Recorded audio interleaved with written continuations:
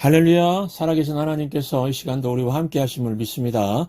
오늘은 믿음의 야성을 회복하라 20번째 시간으로 성결을 잃으면 생기는 일, 성결을 잃으면 생기는 일이란 제목으로 하나님 말씀 증거하도록 하겠습니다. 오늘부터 여호수아 7장을 묵상하려고 하는데요. 제가 여호수아 6장을 지나서 7장을 읽을 때에 맨 먼저 떠오른 게 고린도전서 10장 22절 말씀이었습니다. 그런즉 선줄로 생각하는 자는 넘어질까 조심하라. 섰다고 생각하는 사람들, 그렇게 생각할 때가 위험한 때라는 겁니다. 왜 선줄로 생각하는 사람이 넘어질까요? 성공하고 난 다음에 왜 넘어질까요? 우리는 여전히 연약하거든요. 내 능력으로 승리했던 게 아니라는 겁니다. 계속 연약한 상태에서 머물러 있었던 건데 승리를 거두고 난 다음에는 착각에 빠지는 겁니다. 원인과 결과를 오해하게 되는 겁니다. 내가 강해서 승리했다. 이렇게 착각을 하는 것입니다. 이런 착각으로 인해서 나를 믿고 의지하다가 무너지게 된다 하는 것입니다. 그래서 신앙에서 제일 중요한 건 뭐냐면은 하나님 의존 감각이 뛰어나야 됩니다. 우리가 생각 없이 살 때가 있지 않습니까? 생각 없이 살다가 어느 순간 내가 하나님을 의존하는 감각이 떨어지고 있구나. 이게 몸으로 느낄 수 있는 게 복이라고 생각합니다. 내가 지금 이러면 안 되지. 내가 하나님 의존하는 게 멀어지고 있구나. 위기구나. 이렇게 느끼는 사람은 복 있는 사람입니다. 그런데 하나님 의존 감각이 없는 사람은 어떻게 깨닫게 될까요? 다 망하고 난 다음에 깨닫습니다.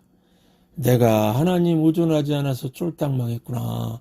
그래서 하나님께서 우리에게 주신 축복 가운데 가장 큰 축복 중에 하나가 뭐냐면은 영적 민감성입니다. 하나님 의존 감각이 있는 사람은요, 인생을 살다가 조금이라도 하나님 의존하는 것이 떨어질 때 뭔가 답답하고 허전하고 이러면 안 되지 하는 느낌이 드는 겁니다. 그래서 새벽에 벌떡 일어나서 새벽 기도하러 나옵니다. 금요 찬양 예배에 나와서 찬양을 부릅니다. 기도를 한 30분 이상 하거나 찬양 3곡을 연달아서 부르면요, 하나님 의존 감각이 되살아납니다. 여호수아 7장에 나오는 지금 여호수아와 이스라엘 백성들은 새 승리를 하고 난 다음에 이런 영적 감각이 무뎌져 버린 것 같습니다. 여러분, 하나님 의존 감각이 마비되면은 나타나는 현상이 무엇일까요? 자아 비대증입니다. 나 자신을 너무 크게 의지하는 겁니다. 이스라엘 백성들이 여리고를 무너뜨릴 때 신앙으로 무너뜨렸죠. 하나님 바라보고 예배드림으로 무너뜨리지 않았습니까? 그런데 여호수아 7장에 오니까 그들의 시각이 바뀌었습니다. 이제는 하나님을 바라보지 않고 사람을 바라봅니다. 이스라엘 백성들이 여호수아를 바라봅니다.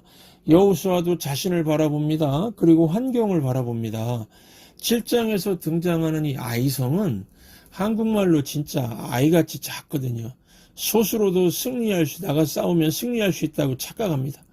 착각은 참 답도 없다고 그러죠. 이게 깨져야 정신 차립니다.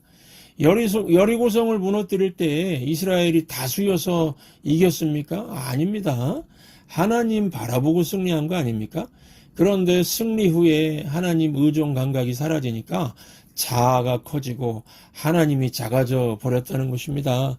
오늘날 교회 다니는 사람들 중에도 승리를 맛보고 난 다음에 자만심에 빠져서 자아 비대증에 걸린 사람들이 많습니다. 자신만만합니다. 하나님께로부터 나오는 그런 자신감이 아니고요, 자아에서 오는 자신만만입니다. 그런 사람들은 말합니다. 나는 마음에 담대함이 있습니다. 그래서 무엇 때문에 그러냐 물으면요, 뭐라고 대답하는지 아십니까? 내가 경험이 많습니다. 내가 은행 통장에 지금 돈도 좀 갖고 있고 내 사업이 요즘 잘 나가고 있어요. 내 인기가 많아요. 많은 사람들이 날 따르고 있습니다. 이런 말 하는 사람은요, 여호수아 7장에 그 패배가 올 가능성이 아주 큽니다. 어떤 남자 청년이 교회 다니면서 창세기 성경 공부를 통해서 하나님이 주신 최초의 축복이 가정이고 배우자라는 것을 깨달았고요, 하나님 앞에서 배우자와 가정을 놓고 기도하게 되었다고 합니다. 이전에는 결혼도 짐이다, 결혼 포기, 자녀 포기, 배우자 포기, 그냥 싱글로 산다, 그랬던 비혼주의자 청년이었습니다. 하나님의 은혜로 새로운 꿈을 꾸게 된 겁니다. 그런데 그 청년의 믿음이 좀 이상했는지 결혼에 거의 도달하다가 이루지 못했다고 합니다. 그 얘기를 들어보니까요. 그 남자 청년은 여자 청년 3명을 1번, 2번, 3번 이렇게 번호를 매겨놓고 쪽지에 이름까지 써놓고 기도했다고 합니다. 1번 김모양, 2번 박모양, 3번 최모양. 그러다가 1번 이제 미스킴하고 잘 되는 중에 있었는데 그 쪽지가 누출이 되었다고 합니다. 그래서 1번 미스킴이 열받아서 이 명단이 무엇이냐 그러니까 그 남자 청년은 그냥 의미 없이 써놓은 거다고 변명을 했는데 1번 미스킴이 조사해 보니까 그게 아니었다는 겁니다. 여자 3명을 똑같이 놓고 기도했다는 겁니다. 1번 미스킴 기분이 안 좋았겠죠? 그만 사귀자 그러고 이제 결혼은 물 건너갔다 그러고 최후 통첩도 했다고 합니다. 여러분, 이 남자 청년 너무 계산적이죠? 1번 안 되면 2번으로 가고 2번 안 되면 3번으로 간다. 아니 이게 무슨 믿음으로 하는 기도입니까? 자기 계획일 뿐이죠. 그런데 많은 사람들이 하나님 앞에서 이러고 있다는 겁니다. 하나님께서 은혜 주시고 승리 주시고 난 다음에 사람들이 이러고 있다는 겁니다. 하나님이 안 들어주시면 그 다음에 너무 대안이 많다는 겁니다. 하나님 안 들어주시면 나도 다 생각이 있습니다. 이러고 있다는 겁니다. 자기 생각이 있는 거죠. 이게 문제가 된다는 겁니다. 주님 떠나면 갈 곳이 없어야죠. 하나님이 우리 버리면 우리는 그냥 망해야 되지 않습니까? 한국교회 어떤 청년이 적은 기도 제목 하나 소개합니다. 뭐라고 썼냐면요. 하나님, 이번 특별 새벽 기도회 끝나고 난 다음에 누군가 안 나타나면은 저는 듀오를 가겠습니다. 듀오가 뭡니까? 결혼 정보회사죠. 아니 이런 생각 갖고 있으면서 뭐 하려고 기도를 하는 겁니까? 여러분 기도는 누가 하는 거죠? 하나님이 짝지어주지 않으면 저는 평생 혼자 살겠습니다. 이런 사람이 하는 거죠. 그러면 하나님께서 우리를 사랑하시고 기뻐하시는데 혼자 살면 얼마나 하나님이 부담스러우시겠습니까? 그렇게 안 하실 하나님이시죠. 그러니까 중요한 거는요. 저는 하나님밖에 없어요. 그래야죠. 하나님이 안 도와주시면은 저도 다 생각이 많습니다. 이러면 문제가 있는 겁니다. 이 찬송가 가사에도 나오지 않습니까? 지금까지 지내온 것. 그 다음 가사가 무엇입니까? 주의 크신 은혜라. 이게 여러분 사실 아닙니까? 하나님 없었으면은 우리 인생 생존도 불가능했지요. 혹시 이 자리에 자비대증에 걸린 그런 증세 있는 사람이 있다면은 오늘 이 예배를 통해서 하나님 의존 감각을 회복하시기 바랍니다. 저도 늘 이 감각이 작동하는지 아주 민감하게 확인하고 있습니다. 그래서 제가 설교문 적을 때 신두현 목사라는 말하고 하나님이란 말이 나오면은 이 신두현 글자 크기는 아주 10으로 아주 작게 쓰고 하나님은 막 50으로 크게 적습니다. 그래서 신두현의 하나님 이렇게요. 신두현의 하나님. 이 하나님을 크게 의존하는 겁니다. 우리가 이제 오늘부터 이제 여호수아 7장을 살필 텐데요. 쭉 읽어보시면 드는 느낌이 어려운 문제 잘 풀고 난 다음에 쉬운 문제에서 넘어지는 그런 느낌이 듭니다. 이유가 무엇일까요?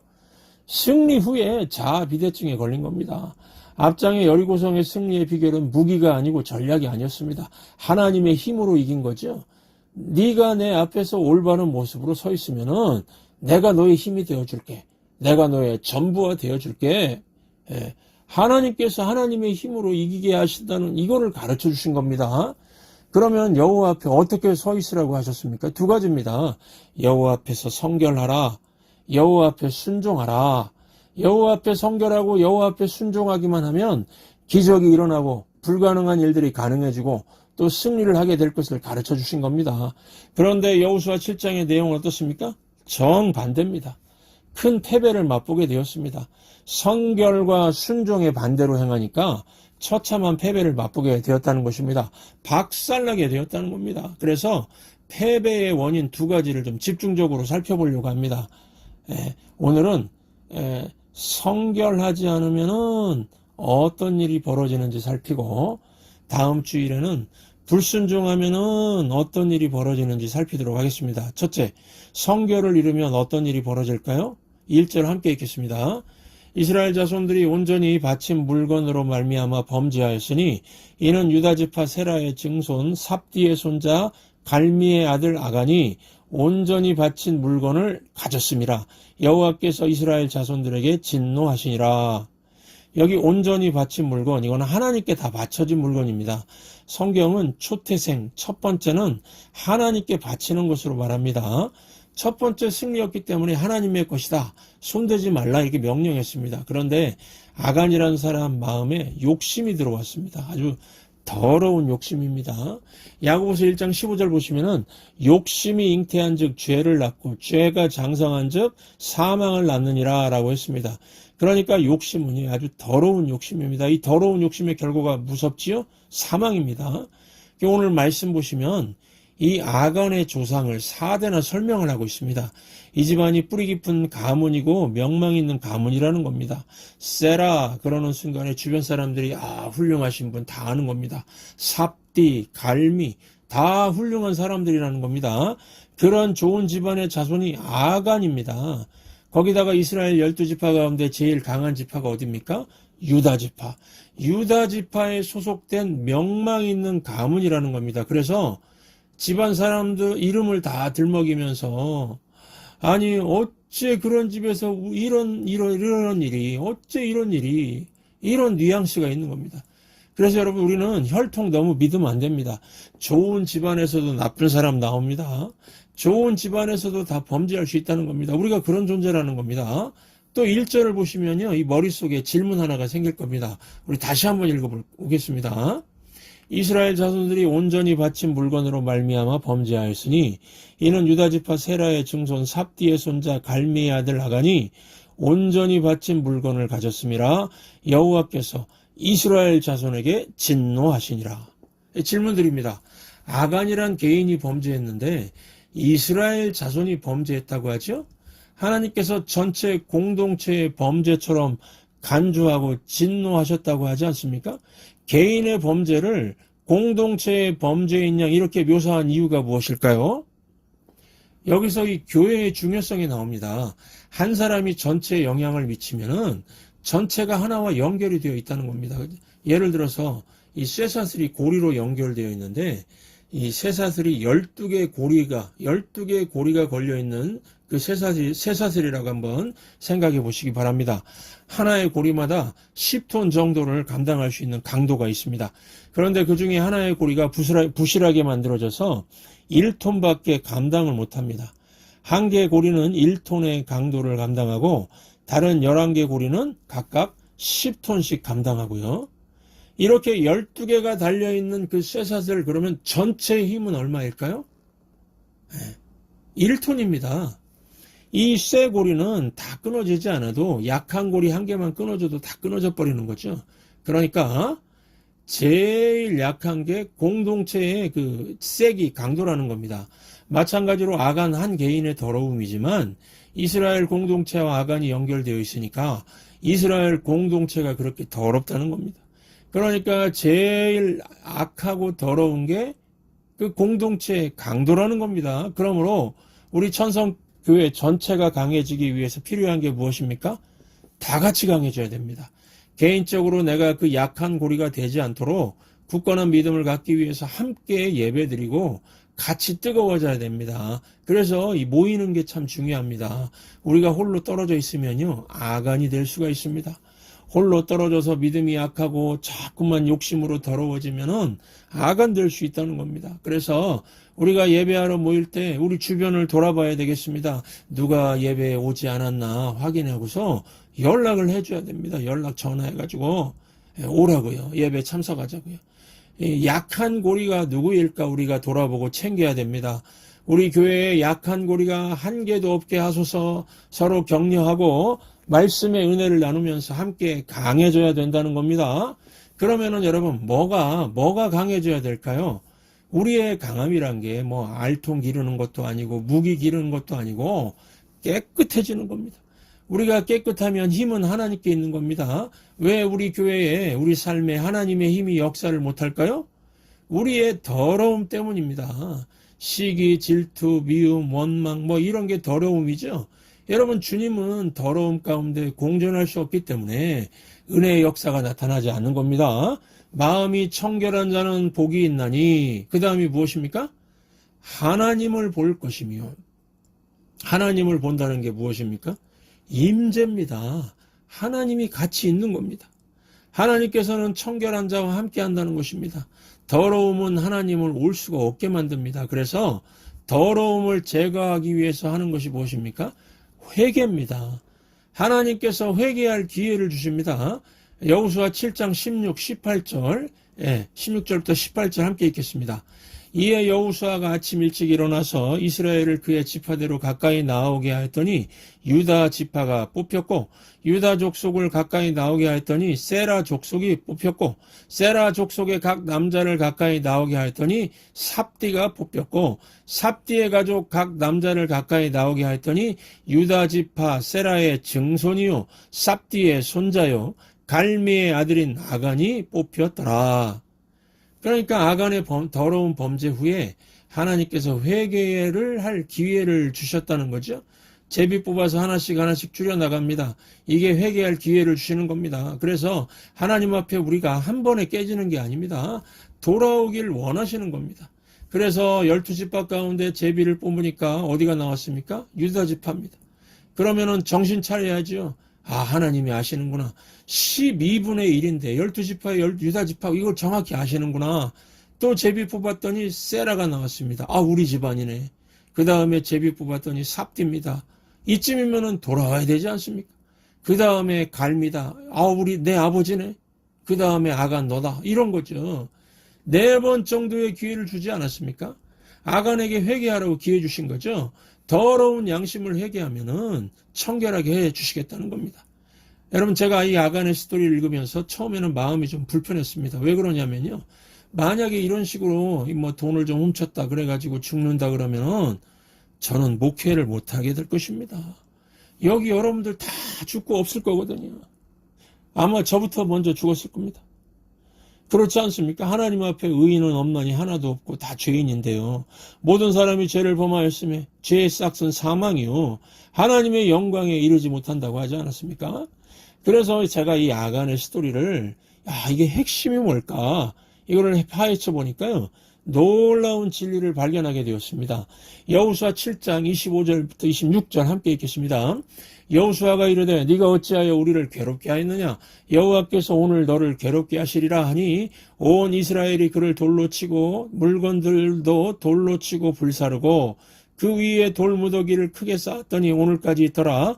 여호와께서 그의 맹렬한 진노를 그치시니 그러므로 그곳 이름을 오늘까지 아골골짜기라 부르더라. 아간의 욕심으로 인해서 욕심이 죄를 낳고 죄가 사망을 가져오게 했지 않았습니까? 아간이 죽었습니다. 그곳이 아골골짜기입니다. 여러분, 질문 드립니다. 우리가 아골골짜기 떠올리면 생각나는 찬송가가 무엇입니까? 아골골짝 빈들에도 복음 들고 가오리다. 찬송가 323장입니다. 아골골짜기가 절망같이 보여도 복음 들고 나가면 건져낼 수 있다는 겁니다. 예수님으로 말미암아 아골골짜기가 소망의 골짜기가 될 수 있다는 겁니다. 여러분, 우리가 다 아골골짜기에서 돌에 맞아 죽을 존재들 아닙니까? 이거 남 얘기 아니고 우리 얘기라는 겁니다. 우리가 죄의 더러움 때문에 돌에 맞아 죽고 결국 지옥의 백성이 될 수밖에 없었는데 예수님이 아골골짜기에 오셔서 소망을 주신 겁니다. 우리가 예수 믿고 예수님이 보혈의 피로 씻겨서 우리가 정결하게 되었습니다. 그래서 하나님의 능력이 임하는 인생이 되었습니다. 이게 바로 십자가 복음입니다. 이게 구약에 이미 암시되고 이게 예언된 내용이라는 겁니다. 호세아 2장 15절 함께 읽겠습니다. 아골 골짜기로 소망의 문을 삼아 주리니. 여러분, 우리가 정결하려면요 죄를 끊어야 됩니다. 그런데 우리가 스스로 죄를 못 끊습니다. 예수님의 보혈로 씻겨주실 때 정결케 되고 새로운 인생을 살 수 있는 소망의 문이 열리는 것입니다. 여러분, 아간은요 죄지어서 망한 게 아니고 회개할 기회를 놓쳐서 망한 겁니다. 우리가 다 하나님 앞에 죄인이지만 회개하면서 예수 그리스도의 보혈로 씻김을 받을 수 있습니다. 그것만이 우리가 살 수 있는 길임을 확신하면서 우리 천성교회, 우리 교회가 십자가 붙들고 십자가 밑에서 정결케 되는 은혜의 역사가 있는 거룩한 교회가 되기를 주의 이름으로 축원합니다. 기도하겠습니다. 하나님 아버지, 선줄로 생각할 때 넘어질까 조심하는 지혜를 가르쳐 주옵소서. 하나님의 힘으로 승리하고 난 후에 착각에 빠지는 어리석음을 범하지 않게 하옵소서. 우리는 계속 연약한 상태인데 승리 후에 내 능력으로 이겼다고 착각을 할 때가 있습니다. 승리 후에도 하나님을 의존하는 감각이 무뎌지지 않도록 우리 마음을 지켜 주옵소서. 하나님 아버지, 더러운 욕심, 백해무익한 시기심과 질투심, 원망이 우리 마음을 황폐하게 만들지 못하도록 거룩하신 성령님이 우리 마음을 다스려 주시기를 간구합니다. 아간과 같은 범죄를 했어도 예수님의 보혈로 깨끗이 씻김 받기 위해서 십자가에 못난 내 자아를 못 박아버리고 회개함으로 정결한 양심을 소유할 수 있게 해 주시옵소서. 예수님의 이름으로 간절히 기도하옵나이다. 아멘. 거친 주의 십자가 흐르는 보혈 강물 되어 내 영혼 깨끗하게 하시고 하늘과 땅을 이루신 주님의 보혈 내 평생의 자랑은 주의 십자가로다.